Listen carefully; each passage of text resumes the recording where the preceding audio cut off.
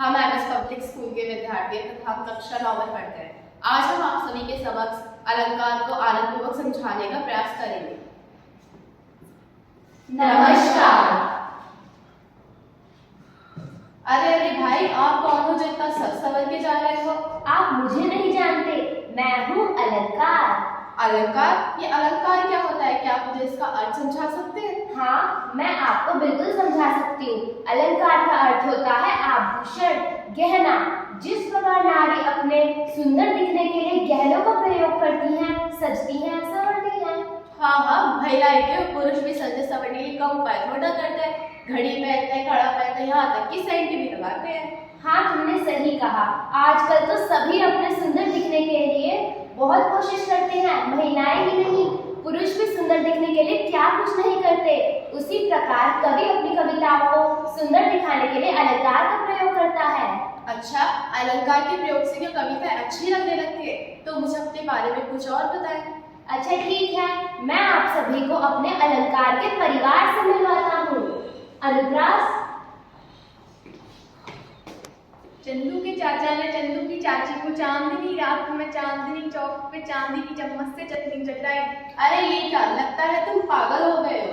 अरे नहीं भाई, मैं बिल्कुल ठीक हूँ। सुना आपने, गौर किया, यहाँ पर च शब्द का प्रयोग बार बार हुआ है। यही तो होता है अनुप्रास अलंकार। अच्छा, वर्णों का बार बार आना यानी वर्णों की समान आकृति। हाँ, बिल्कुल सही समझे। रघुपति राघव राजा राम, प्रतीक पावन सीताराम। सुना आपने, यहाँ पर र शब्द की आकृति बार बार हुई है। यही तो होता है अनुप्रास अलंकार। अरे मुझे कोई पूछता ही नहीं। मैं हूँ यमक अलंकार, जहाँ एक ही शब्द की आवृत्ति बार बार हो पर उसके अर्थ विभिन्न हो। जैसे काली घटा का घमंड घटा। अरे ये क्या है, काली घटा का घमंड घटा?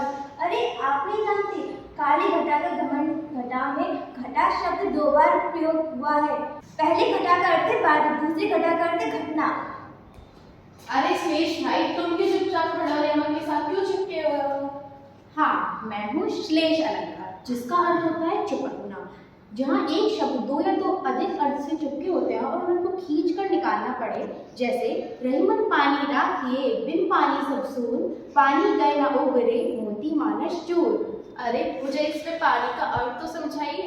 अरे भाई, पानी शब्द इसमें 3 बार आया है। वैसे तो पानी का अर्थ होता है जल, किंतु पानी के 3 अर्थ आपस में चिपके हुए हैं। जैसे कि मोती का अर्थ होता है चमक, मानस का अर्थ होता है इज्जत और चूर का अर्थ होता है चूरन। और यही होते हैं श्लेष अलंकार। मैं बहुत बलशाली हूँ। मैं अपनी उंगली पे पूरी पृथ्वी को उठा सकता हूँ। और तुम्हें पता है, मैं अपनी फूंक से हिमालय पर्वत को उड़ा सकता हूँ। यहाँ तक कि अपने क्रोध के आकार से वनों को भी जला सकता हूँ।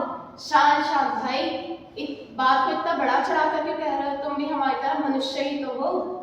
आगे नदी बड़ी अपार, घोड़ा कैसे जाए उस पार, नाना ने सोचा इस बार, तब तक चेतक था उस पार। बस भाई, बात को इतना बड़ा चढ़ा कर मत कहो कि महाराणा प्रताप सोचते रहे कि चेतक उस पर जाए कैसे और तब तक चेतक उस पर चला गया। यह तो असंभव है। हाँ, तो यही तो मैं समझाना चाहता हूँ। जिस बात में बड़ा चढ़ाकर कहा जाता है, वहीं तो अतिशयोक्ति अलंकार होता है। अरे रुको, मैं भी तो आपको अपने बारे में बताऊंगा ना। जो प्राकृतिक चीजें, प्राकृतिक जड़ पदार्थ मनुष्य की तरह व्यवहार क्रियाएं करने लगे, उसे ही तो मानवीकरण कहते हैं। जैसे मेघ आए ब्रह्मांड के सवल के, अर्थात बादलों ने श्रृंगार किया। अरे भाई, बादल भी कभी श्रृंगार करते हैं? नहीं ना। जैसे फूल भागे घाघरा उठाया, ये सब क्रिया ही तो है। चलो तो अब हम चलते हैं। यही था अलंकार का परिवार। धन्यवाद।